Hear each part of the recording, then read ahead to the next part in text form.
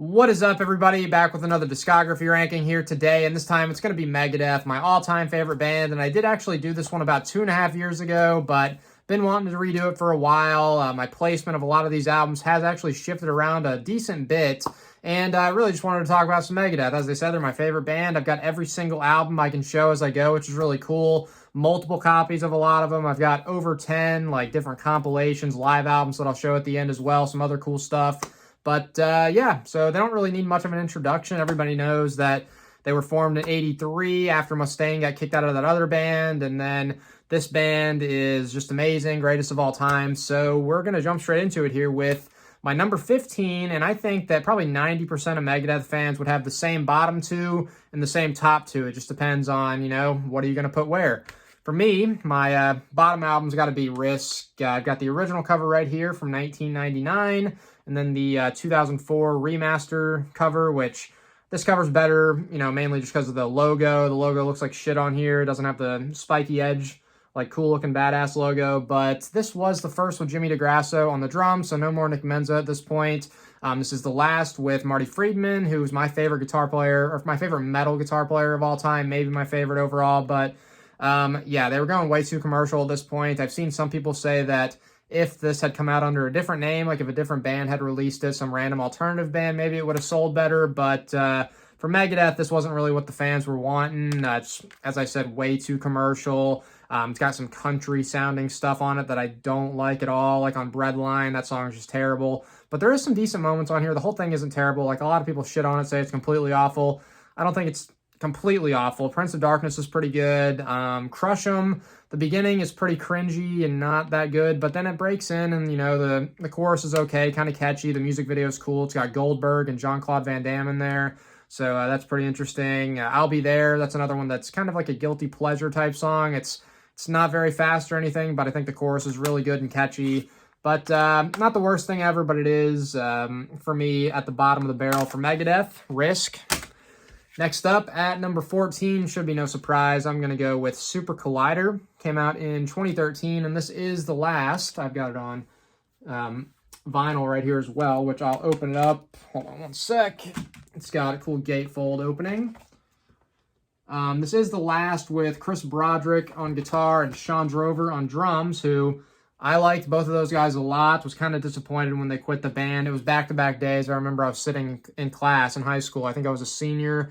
Was it 2014 or so? And one day, one of the guys quit, and then the very next day, the other guy quit. I'm like, what the shit is going on here? But yeah, this album, I think it takes, again, more shit than it deserves. Mainly because I think the title track's music video is pretty cringe. It's just not a good song overall. Either, but looking at the rest of this stuff, Beginning of Sorrow is pretty bad, and Forget to Remember, the three worst. If those songs weren't on the album, replace them with some better stuff. Overall, it wouldn't be a bad album. Kingmaker is a good heavy song. Burn's pretty cool. Built for War. David Draymond from Disturbed sings part of a song on here. Dance in the Rain. It's kind of a shame because, I don't like his voice. It's annoying, but other than his voice, the song's pretty good. Got a nice kind of dark atmosphere to it, but overall, decent album, but again, it's not very strong. Pretty mediocre it's right there at number 14. Next up, staying in order of my list here, number 13 is going to be the album 13. I know my buddy Quest for Metal, Questy over there, likes this album quite a bit. He had it high up on his ranking that he just did recently, but for me, it's got to be down here. I don't dislike it by any means. Again, it's another album that some people shit on that I disagree with. I mean, it's good stuff. Chris Broderick is on there shredding. Sean Drover, good solid drummer. Of course, Mustaine there as usual, just being a beast. And this was the first one with Ellefson. He came back after, previous to this, his last album was The World Needs a Hero. Then he was out for a while, then he came back for this. But Sudden Death is really good. We the People, Guns, Drugs, and Money is a really good heavy one. Never Dead, possibly my favorite on the album. Black Swan, that's a really cool song as well. But a lot of good stuff on here. The main issue is probably Dave Mustaine's voice at this point. Maybe at its roughest on this album. He was struggling at this point, and if you watch live videos from around this time, you can see in his face, it looks like he's in pain trying to sing, but he's recovered. His voice has gotten better to this point. He sounds better now, but yeah, this is at number 13 for me. Number 12, I'm going to go with The World Needs a Hero from 2001. First one with Mr. Al Pitrelli on co-lead guitar alongside of Mustaine, second with Jimmy DeGrasso. I think Al Pitrelli's a really great player. He was a good replacement after Marty left the band, and his shining moment, I would say, is the solo in Dread and the Fugitive Mind, and that song actually appeared on the 2000 compilation Capital Punishment before this album, but his solo in that song is amazing. You can go watch the live footage from the live album that came out in 2001. That is called Rude Awakening. I almost forgot there for a second, but yeah, amazing solo, and a couple songs on here kind of hold this one back. I don't think Moto Psycho is very good, even though it had a music video. I don't care for that song. Promises, I know it's kind of a ballad, people like it, but I'd say that's one of the worst Megadeth songs in my opinion, or my least favorite. But the absolute worst Megadeth song of all time, I would say, is Losing My Senses. Take those songs off. Losing My Senses is just bad, but take those off. There's a lot of really good stuff on here. The title track, 1,000 Times Goodbye, really good, kind of dark atmosphere on that one. Burning Bridges, the same could be said. Recipe for Hate, Warhorse, again, there's a lot of dark sounding material on here. When, the song, Return to Hangar is a good kind of sequel to Hangar 18. Just, again, take those like 3 or 4 songs off and this will be a bit higher, but other than those 4 songs, it's a solid album. Doesn't deserve really that much hate, but yeah, a really cool album cover there with the skeleton being like freaking ripping out of Dave Mustaine's body, or Vic Rattlehead, I said the skeleton, but Vic there on the front. Yeah, cool album cover, decent album. Next up, here's one of the biggest changes from my previous ranking. I think that, you know, when a popular band that you like a lot, especially releases a new album, there is tendency to rank it higher than, you know, a couple years later going back to it, you wouldn't rank it that high. So that being said, I'm going to go with Dystopia at number 11. You know, you're really excited when a band you love releases something and you rank it higher than maybe you would, as I said, a couple years later, and that's the case here. I think I had it at number 7 a couple years ago. It's fallen back to 11 for me. Doesn't mean I dislike it or anything, just don't go back to it quite as much as some of these other albums I'm about to talk about, and it's a really good, heavy album. I've also got it on, pull up right here, I've got it on vinyl, which is really cool because I got it signed by everybody that played in the band at this point, everybody that played on the album. Chris Adler, who I've also got, I'm just showing all my Megadeth stuff in this video. Wristband I caught from him, it's got his name on it. He's a really good drummer, previously in Lamb of God. So the drums on this, one of the standouts of the album for sure, just super heavy, amazing drumming. The Threat is Real, title track, and it is also the first with Kiko Loureiro, who is a fantastic guitar player. Reminds me a little bit of Marty Friedman, to be honest, but Lying in State's a good song. Poison of Shadow's another really good heavy one. Really awesome album cover right there as well. And yeah, just solid stuff, but it is here at number 11 for me.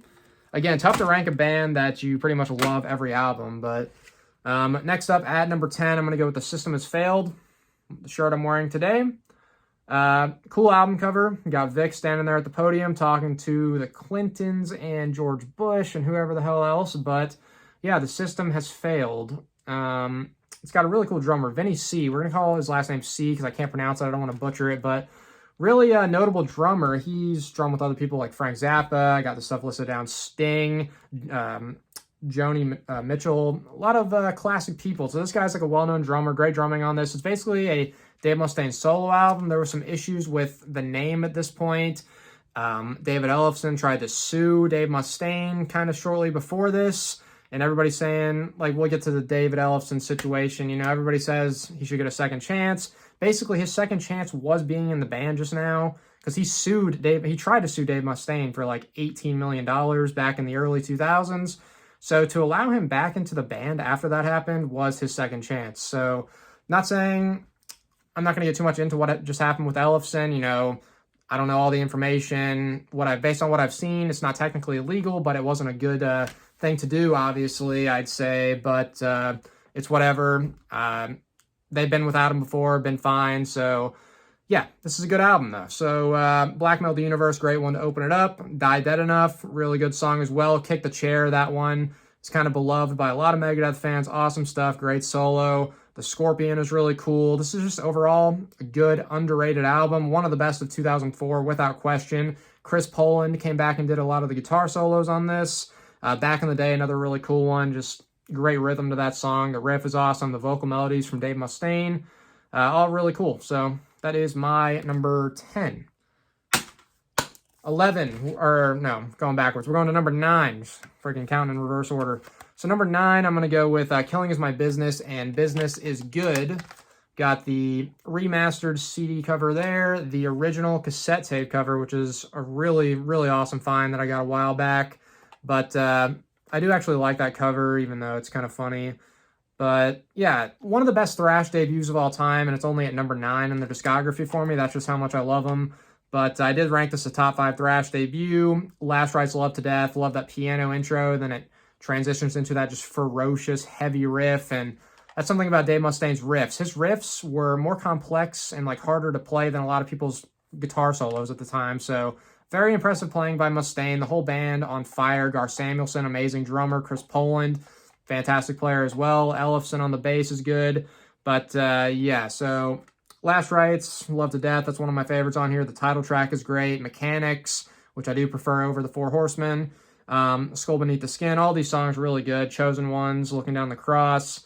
Just awesome, raw, angry, aggressive, heavy, classic thrash. So that it is at number 9 for me. Set my stuff down. Number 8, I've got this one on CD and vinyl. So far, so good. So What? Really good, classic stuff again here. Got the guys there on the back, and this was the only album with Jeff Young on guitar, Chuck Beeler on the drums. Again, Mustaine and Ellefson. Good, just like ferocious, raw, angry sounding stuff again with a lot of this. Set the World on Fire. It's free, or Set the World Afire. Set the World on Fire's Annihilator. Set the World Afire. Just an absolute onslaught of riffage in that song. Some of the best Megadeth riffs of all time. In My Darkest Hour, really good one. Liar. If you listen to the original mix, the original pressing of Liar is just insanely heavy and aggressive and amazing. Hook and Mouth to close out the album's a really cool one with the bass, and it's a really unique, awesome song. And I've also got it on CD. Number 7, gonna go with Cryptic Writings. Maybe slightly unpopular opinion to have it this high. I mean, I know it's a platinum album, sold over 1 million copies, so really good stuff. They, of course, were going a bit more melodic and slightly more mainstream at this point, but still heavy at the same time. A lot of really cool stuff on here. The last one with Nick Menza on the drums. Some really, really good stuff here. Trust, really awesome melodic song. That solo from Marty Friedman is just fantastic in that song. Almost Honest, Use the Man, a good kind of dark atmosphere song again. Mastermind, The Disintegrators, love that one. Heavy, fast, aggressive. A Secret Place, got a kind of really cool like Middle Eastern flair to it, that kind of atmosphere. Makes you feel like you're just in the desert. It's got a cool music video as well. She-Wolf, best song on the album. Heavy, love it when it kind of gets towards the end of the song too. Does that kind of dual guitar, Iron Maiden melody sounding stuff, which is really awesome. Triple F, another really good song, Fight for Freedom. Vortex. So there's a lot of really great stuff on here. Cryptic Writings, great album. Next up, we are at number 6. So this is another kind of significant change from my first Megadeth ranking I did like 2.5 years ago. This was originally my number 4, but I dropped it back to number 6. Still do dig it a lot. I think Dave Mustaine's voice may have been at its peak here. It sounds amazing on the album. Yeah, they're not as thrashy at this point as they were, you know, on like Rust in Peace or whatever, but still really good, heavy stuff. Tout Le Monde, of course. The ballad on the album, it's good. Nice, really nice, good melodic solo there from Marty. But other than that, a lot of good heavy stuff. Reckoning Day, pummeling heavy one to open up the album. A couple other favorites on here because all the songs are good, but a couple favorites I'd say are the title track, The Killing Road for sure, and Victory. Black Curtain's really good and heavy as well, but awesome album from 1994, Euthanasia, my number 6. But number 5, this was really tough for me, what I want to put number 5 and 4, but as of now, I'm going to go with Endgame at number 5.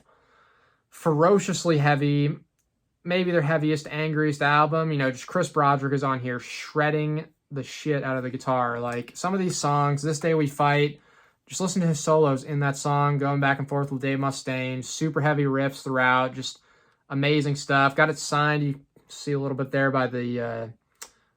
this one's by Sean Drover. The other album I'm about to talk about, signed by both the Drover brothers, but signed by Sean. Great drummer, he's awesome on here. Mustaine's voice, slight drop off from the previous album. This is when it was kind of starting to give him a bit of problems, but looking at these songs, as I said, This Day We Fight is amazing. 44 minutes. Love the drumming and just riff in that song is awesome. 1320 is great. Bite the Hand, that has just amazing riffing. Super awesome, underrated song. Go check that one out. Head Crusher, of course, probably the most popular song on here. It's crushingly heavy. The Right to Go Insane, always like that one a lot. It's actually got, it's in the movie Land of the Lost. Anybody that's seen that, the remake with Will Ferrell, when he comes over there, he's about to get eaten by the Sleeve Stacks or whatever, and then he comes back like riding the dinosaur, just playing The Right to Go Insane in the background. That heavy bass riff by James Lomenzo, who I want to replace Mr. Ellefson. I like Lomenzo's playing a lot on the 2 albums he was on with Megadeth, so I'd like to see him come back. But really awesome album. Huge fan of this. Endgame, my number 5. Number 4, United Abominations. Love this album. I don't care what anybody says. Just, it's basically Mustaine shitting on the United Nations, which is interesting to listen to his political rants and whatever, but even lyrics aside, the music is just fantastic. The musicianship all over the album. Glenn Drover, the only album with him on guitar, fantastic player. Sean Drover, of course, on the drums. As I said, Lomenzo on bass is great, and Dave Mustaine, the freaking mastermind, songwriting genius. Just every song on here, the music is amazing. Sleepwalker Washington is next, which is a top 10 Megadeth song of all time for me. Really melodic, awesome stuff. Never Walk Alone, just amazing opening riff in that song. Gears of War, super heavy when it breaks in after that little intro part that's kind of quiet and it transitions into that heavy-ass riff. Some other favorites, America Stands, a really cool song, just scorching guitar solos all throughout. Play for Blood, awesome. Burnt Ice, got a lot of great solos in it as well. Love the cover. As I said, got it signed by the Drover brothers. But, yeah, killer freaking album here. My number 4, yeah, not that many people have it that high, but whatever. You know, great album. And the holy trinity of Megadeth albums, in my opinion. I don't think there's any way these could change in the future. But in the past, I did say I didn't think Euthanasia could drop below 4. But I really don't see myself ever changing these top 3. That's going to be Countdown to Extinction here at number 3.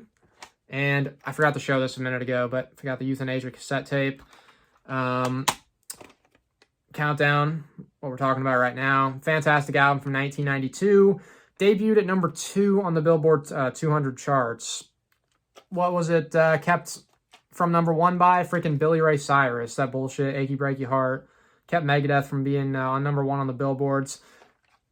What the hell? But, yeah, amazing album. Yes, they went a bit more melodic on this one. Not as thrashy, but still some very thrashy moments. It's heavy as shit still. Asses in Your Mouth. Probably my favorite song on here, but Skin on My Teeth, amazing one to open it up. Symphony of Destruction, super heavy, awesome riff. One of their most popular songs of all time. Sweating Bullets, For Closer of a Dream. This Was My Life is a really great underrated one. The title track is awesome. Love the nice harmonizing guitar work in that song. High Speed Dirt. Every single song is just fantastic. So that is my number 3, Countdown to Extinction. Probably a top 20 metal album ever made, in my opinion. And it's only at number 3 in the discography of Megadeth.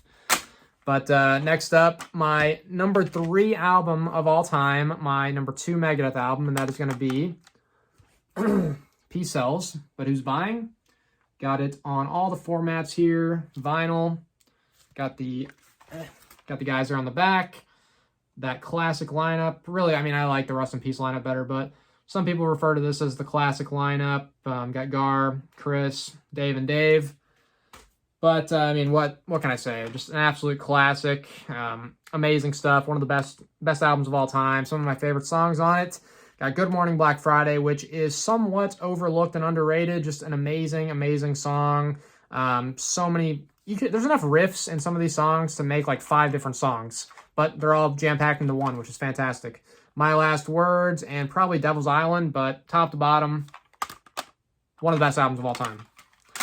And the number 1 Megadeth album, no surprise to anyone, I'm going to go with Rust in Peace.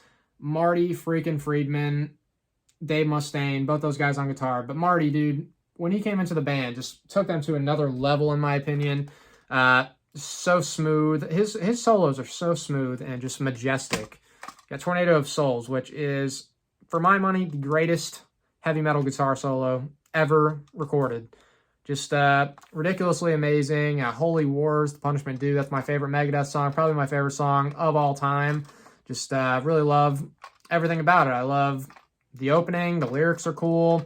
The vocal melodies, when it's that little transition, the Middle Eastern type guitar transition from Marty. Then when it picks back up again with the chugging and then the solo from Mustaine, it's just all amazing.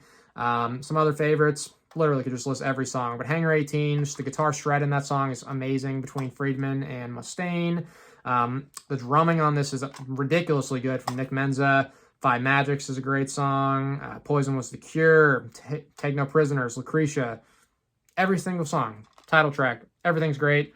Greatest album of all time. And that does wrap up my discography ranking for Megadeth. But as I said, I've got a lot of really cool stuff. I'll start with the beer here, which I don't drink beer, but of course I got to buy this.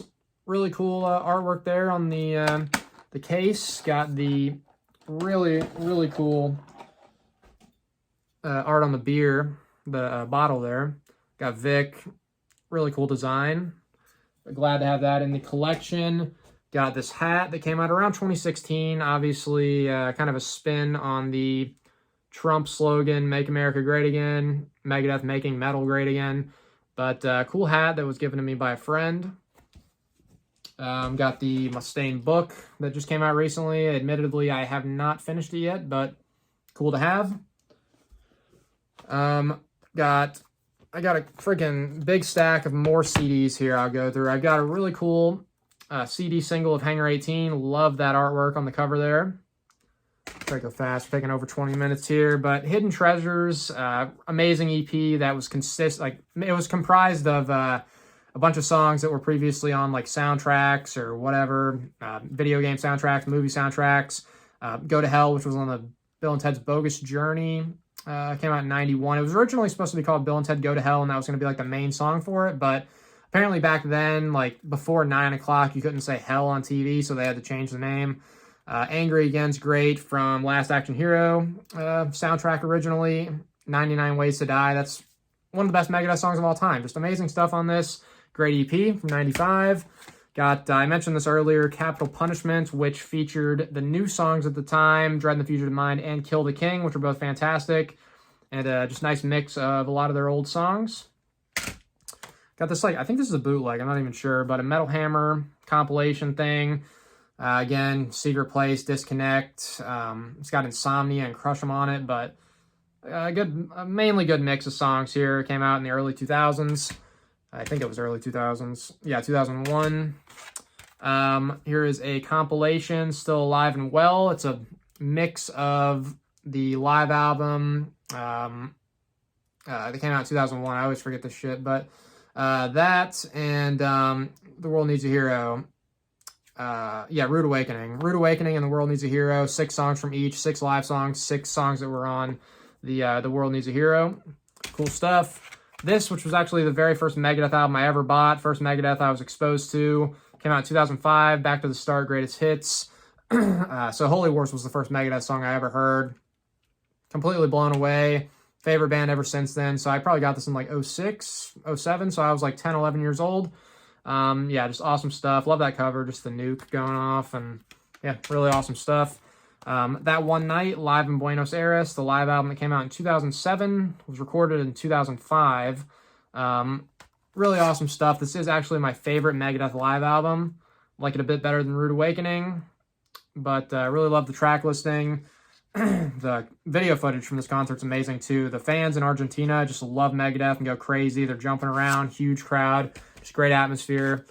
Anthology, Set the World Afire.